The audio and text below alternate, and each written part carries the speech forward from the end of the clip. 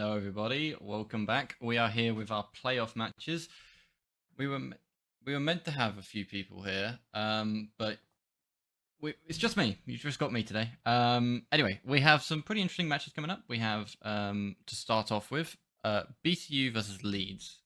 Now, these are two teams that have kind of changed over the years. They kind of got those core couple players, but we have some new players here and there that are definitely going to be interesting ones to see. And I'm honestly not sure which way to call this because these guys have been improving massively. You know, go back a year ago and I'd be saying BCU all the way. But Leeds have been improving like nothing. I mean, Do Not Define Me especially has been one of those players that is just kind of just at the top of their game right now. But yeah, let's talk through the rosters we have here. So we have Waco, Do Not Define Me, Herobrine, and Spartan Spy. Now, Spartan Spy and Do Not Define Me have played for a pretty long time. Herobrine has been intermittent here and there. Another decent player. And then Waco, I'm not really sure where he sits. So there's going to be a bit of a wild card there to see how this goes. And then if we look across at the players on the BCU side, Potosely and Halo 2, those two have been playing a lot. Vulture has also been playing with them for basically the entire time, which means they got their three core players along with Afa Ikuwali. I happen to know his name's Alex, so I'm going to go with Alex because that makes it so much simpler to go. And he, again, is a bit of a wild card, but he's actually a very decent player. I played with him a little bit earlier, so, you know, cheating a little bit there. But, again, these are two really, really strong teams, and we have a good best of 5 coming up here. Right, so we have our brackets, and to start off with, we're watching this match, which is Leeds versus BCU. And then on the other side, we have MMU versus Durham. I believe all the games are going ahead, so we do have a full bracket here for you in the playoffs, which is perfect. We love it when all teams make it to the playoffs. And just a standard double elim tournament. So we have those two matches going ahead. The winner of both of those matches will go ahead into the upper finals. We shall be observing that one as well. The losers will drop into the losers bracket, play against each other. One team gets knocked out. Another team progresses and plays the loser of the upper finals. Then from that, we'll move into the grand finals, where the people from the losers finals play against the teams still in the upper finals. Voila, we have ourselves a playoffs tournament. And if it just so happens that the losers team actually manages to beat the winners team in the grand final, we get a cheeky little grand final reset as well. The grand final will be a best of 7. The rest of these will be a best of 5. So we should have plenty of Halo to go ahead. And we're going to be starting on with ranked free flag, because they changed it up a little bit. Argyle. But yeah, let's get straight into this one. It's been a while since I've observed as well, so this might be a little jank. But let's go. Alright, so it looks like we're starting off here following the guys on Leeds. It's going to be starting with Eric, one of the stronger players here. Do Not Defy Me. Sliding down, he's trying to make a play here for trying to make a play there for the new little bit of movement up there in the top mid, but he manages to get it swept out from underneath him by the grappling hook, and it is taken down by Vulture, who is in a pretty nice position here. He has a good overview. He's not being too aggressive. I do like this play. He's waiting for his team to get up. He's waiting for you guys to be in a great position, and does then end up just standing top mid and getting railed, and somehow walks out of that alive. So good job for him. Now we have the first player here on the side of Leeds to have a kill. I'm not quite sure where our overlay is. Hopefully production will be able to fill out in a minute, so we'll have an overlay on the top of the screen. Okay, cool. So it's just a bit of lag on my end. So perfect. We have an overlay up, and we shall keep an eye on here. So pretty low kills here across the board.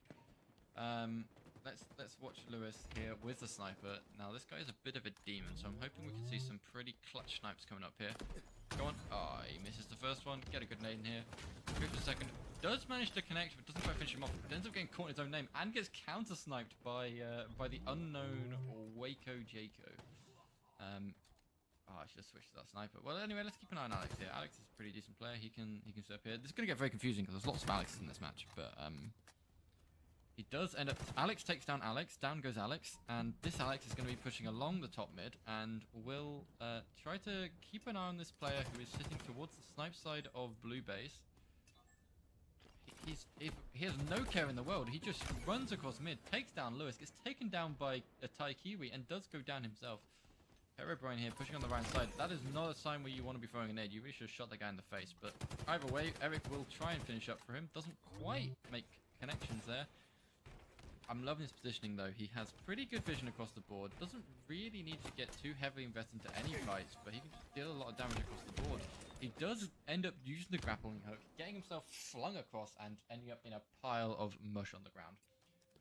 Which is why we're just sitting there watching his body for a little bit. Let's watch Herobrine here. I want to see Herobrine do something really, really magical. Come on. You know there's a player up there. Go for the push. I know Eric's trying to kill him, but you can get the one shot. There's a player behind you. No, no. Ah, okay, that's the edge of the map. Cool. Anyway, moving on. Spartan Spy. Spartan Spy is pushing around the right side of the map here. He's just trying to keep the enemy away from his flag. His teammate has indicated there is a player. His top snipe side. That will be Vulture going down. He now knows all the players are dead. He's going to make a push here to the enemy snipe side, but there's 3 players there, and he's just having a look. A player actually comes out of the puller. He takes her down. Down goes Alia. Good job, Alex. He's going to carry on pushing around. He's going to swoop around behind, but Alia was able to communicate with her teammate. Lewis comes around and takes him down. He's just tidying up this left-hand side so he can make a little bit of a push here, but his teammates will be coordinating with him. Oh no, he gets sniped. He manages to have a little bit of a duel. He just wants to stay alive here. There's a lot of players on this flag doing a lot of damage. Alex is trying to make sure that Taikiwi goes down as well. He does not. So there is just Vulture here now and a Taikiwi to take down Kiwi to take down this player on the flag. He does see Eric. Eric needs to spawn up the snipe side. Eric goes down. Another player is on the snipe. He does go down.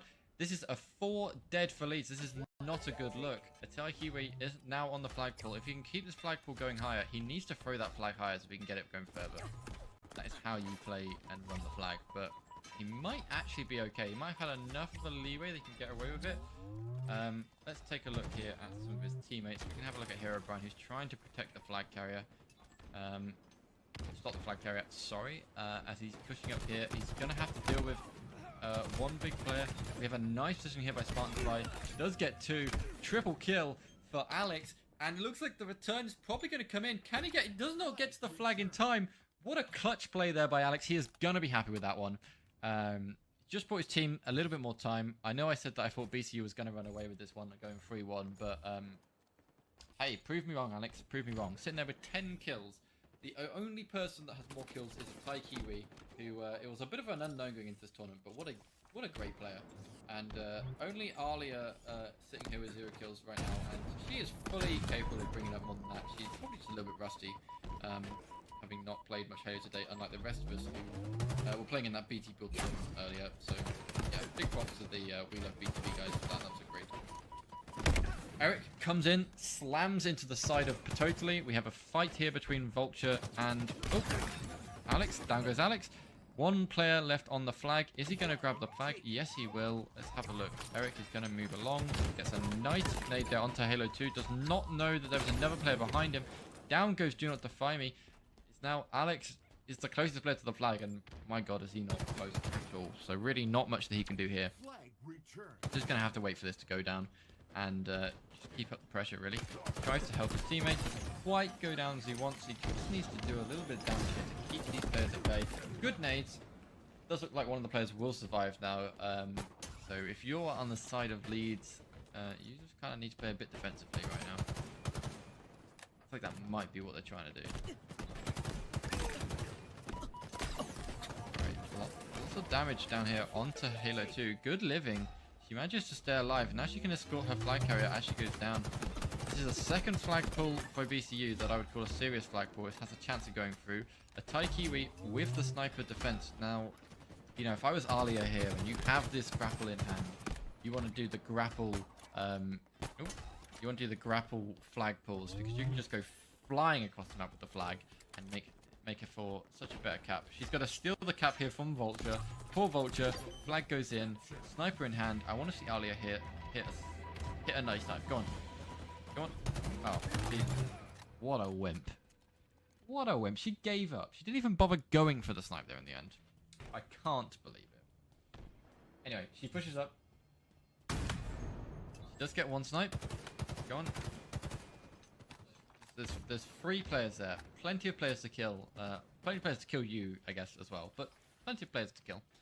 Lewis comes and pushed up from behind. This is good. They're waiting for the teammates. Matt is overexposed here. Vulture up at the front. Vulture will go down. There's 2 players pushing now onto Halo 2. She's shooting the back down, which is a good idea. But let's switch over to Eric, who is on the pursuit. He doesn't quite know where the players are. He does end up getting a vision onto her. He tries to deal some damage. There's a lot of damage coming across the map here from the Leeds guys. Good job. Sorry, from the BCU guys. Good job by them. The BCU guys are now having a big push. That's a triple kill for Patotally. Let's keep an eye on him. Maybe he can make this into an over. He can see a Taikiwi. Doesn't go for the snipe. Just decides to run the flag, but he's being chased down by Matt. He tries to throw the sniper off the map. Doesn't quite work out for him. He falls to the death. Sniper stays up to the top. And that is jam. Anyway, let's keep an eye here on Eric as he's just trying to live up here on the side of the map.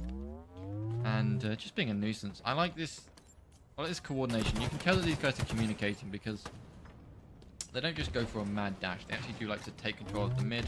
Eric has had the call that teammates seen an enemy over here.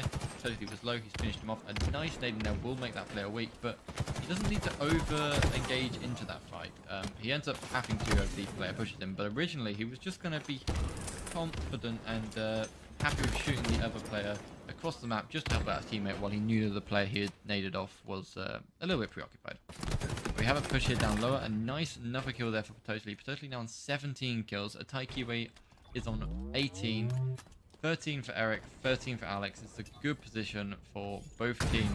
A nice snipe there onto Eric. This is really the time where we would like to see BCU make something of this. They have the translocator in hand. Lewis can use this to come up behind the enemy. The enemy saw that sort of beam of light, knew where he was going, was able to stop him, but in actual fact, he stays alive, comes up behind him, go for the melee. I love to see it. That should have been a back smack. Man, that French version is just so much fun. It's so dynamic. It's such really good clips out of it. She looks now back here mid. Just perfect timing there to be sniped in the face by Eric. But he does try his best. We have a flag run here coming over for Leeds. A nice snipe there by Eric will take down Halo 2. One more player behind him. Doesn't manage to take him down. Waker is going for the second frag. Can he get it? He does take it down. But he needs to take down this last player now. If he can take him down, he can stop this flag return. Luckily enough, Herobrine does come up, gets the one shot, takes him down, goes on the re. Go on, you got to keep him away from this flag. Looks like it's probably not enough. We might have this flag being ran. Halo 2 is bringing it up towards her snipe side. Not really much that they can do about this. We might see some shots coming across the map. We might see some players maybe teleport across. He does actually get chased pretty quickly by Eric. I did not see that coming. So Eric is now on the return, right in the base. This is the second time BCU have had a return inside their base.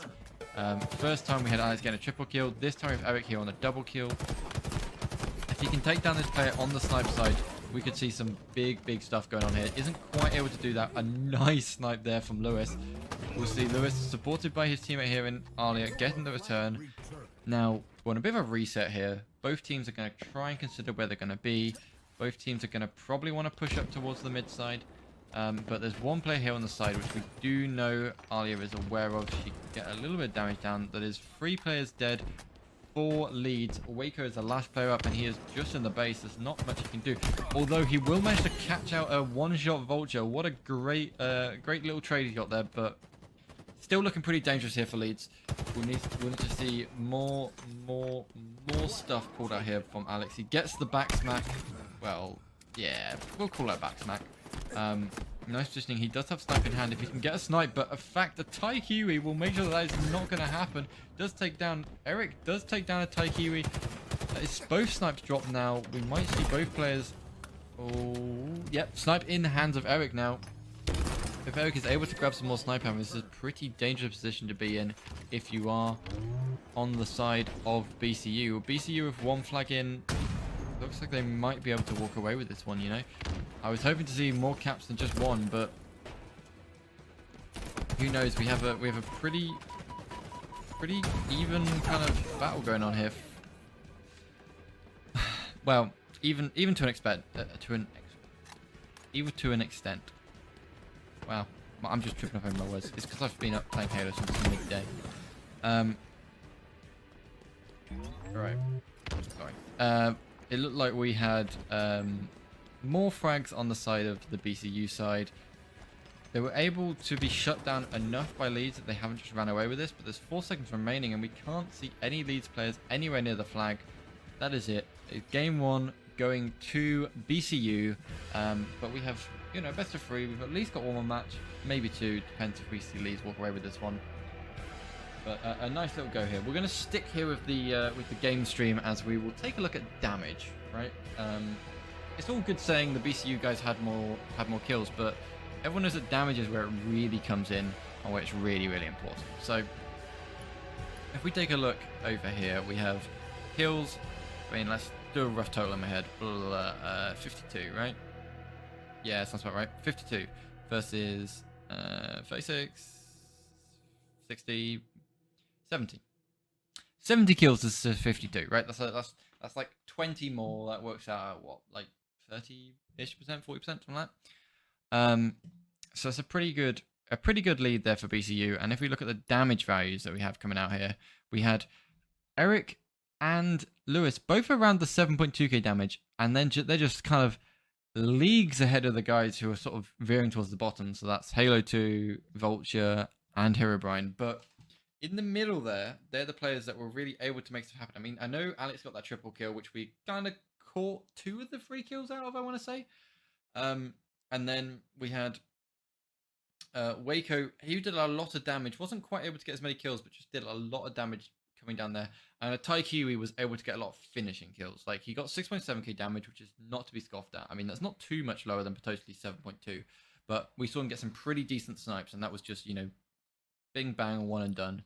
He was definitely the main sniper in that match, and he pulled it off very well. I mean, yeah, so like Waco and Axe had about the same amount of damage, but similar kind of kills.